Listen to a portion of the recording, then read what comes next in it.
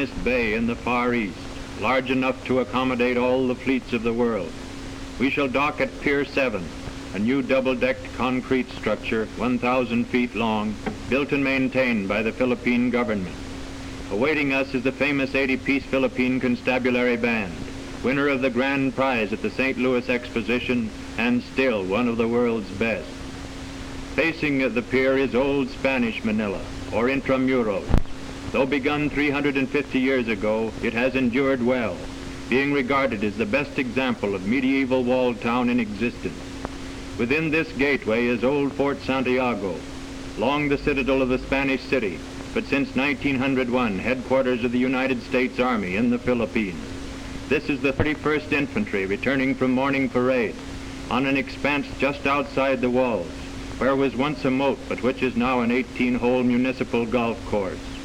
Intramuros, with its narrow streets, is reminiscent of Madrid, except that the little two-wheel carriages are caramatas and the Filipinas wearing camisas with puff sleeves resembling bird cages are quite exotic to Spain. The camisas are made of piña, or finely split pineapple fiber, not unlike mosquito bar, and are worn over elaborately embroidered chemises. The rising generation seems to want what it wants when it wants it. Perhaps that is why Manila is the only considerable city under the stars and stripes where prohibition is prohibited. Manila's most beautiful women generally are those with Spanish blood in their veins. This pair has been at Aurelia's in the walled city shopping for buntal hats, which are erroneously called Bangkoks in the United States and Europe. The best buntals manufactured in small towns for which they are named compare favorably with the finest of Panamas. Now they are in their caramata, note the elegant self-conscious charioteer, and with their purchases are returning to their homes on the opposite bank of the Pasig River, which divides modern Manila in twain. From the roof of the Masonic building we look down on Jones's Bridge, with the walled city on the far shore in the distance. Upstream, on an island in the river, is El Hospicio de San Jose, an asylum for foundlings administered by the Sisters of Charity. In the north wall of the convent is a turning wheel for the receipt of abandoned children. This infant, barely a month old, is being deposited herein by a chauffeur who vowed to me, the sisters did not question him, that he is quite unaware of the parent's identity. Another turn of that wheel will admit the nameless mite safely within the convent, where it will be reared, educated, and taught an occupation to enable it to be self-supporting. These little girls, all of whom were similarly forsaken in babyhood, are but a few of the 800 who now find asylum within San Jose. They devote every Thursday to the mending of their own clothes, a task of which they are especially fond, since they are taught to take pride in tidiness and cleanliness. This pretty little lady is a mestizo, that is, half Filipina and half something else, probably Italian, while this toothless youngster swears that she's an American, like Will Rogers, and just as proud of it. On the north bank of the Pasig is the Escolta, the principal retail street of American Manila, lined with banks, theaters, and drugstores. Not chemist shops, but drugstores, with ice cream, sodas, postcards, and pay telephones. The local carabao, or water buffalo, has a wider spread of horn, an uglier anatomy, and a more invidious disposition than any of its tropical brethren. Still, it is the main beast of burden, its speed being wholly commensurate with the industry of the average peasant.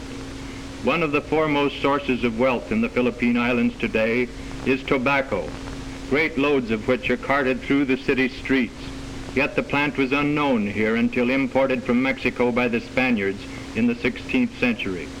Now extensive cigar factories flourish, into which the leaves are brought in bales, then graded as to quality, as to length and strength, before being delivered to the expert cigar makers, of whom one factory has more than 4,000, while in this room alone are 700, all engaged in attiring Lady Nicotine, be she trim or a trifle plump, in raiment that will make man's mouth water. No cigar anywhere today is produced under more rigidly enforced sanitary regulations than is this one. The Philippine government supervises the industry under invariable standards of excellence, and under its own official label, which is affixed to every box that leaves the factory. The cigars must be made from good, clean, selected tobacco, properly cured and seasoned, and from which all stems, dust, and scraps have been eliminated. No cigars made between sunset and sunrise may be graded as standard. This is Lady Nicotine at her best, a mild, plump, seductive creature. Just north of Manila's business district is Bilibid Prison, embracing 17 acres and harboring 3,500 transgressors of the law, the largest penal institution in the world. Retreat every afternoon at 4:30 o'clock is an impressive half-hour ceremony, when visitors are admitted to a central tower from which the ward buildings radiate like the spokes of a wheel, thereby enabling spectators to view the entire scene with ease. Selections by the prison band opens the review, following which the entire company engages in short calisthenic exercises, a feature that distinguishes Bilibid from other penitentiaries. Here the men are treated not unlike soldiers in barracks, being subjected to a system that grants privileges and metes out punishment according to conduct and industrial skill. Uniforms of different colors indicate whether they are trusties, prisoners of the first, second, or third class, or apprentices. A drill by the crack Bilibid scouts, bearing wooden arms and comprising chiefly life and good behavior prisoners, concludes the afternoon display. This is a part of the model program of regular work, recreation, and rest, which the authorities believe prepares the inmate for eventual good citizenship. In fact, so beneficent is the regime that most of the guards are stationed outside to restrain immigration rather than inside, as is customary, to thwart emigration. Tondo is the nipa shack quarter of Manila, where native huts are set on stilts to provide plenty of ventilation and stables for the livestock beneath. To the westward towers Corregidor Island, above which hover perpetual banks of clouds. Almost every evening, the last rays of the dying sun stream through, so gorgeous that Manila's reputation for matchless sunsets pursues us to whatever port of call.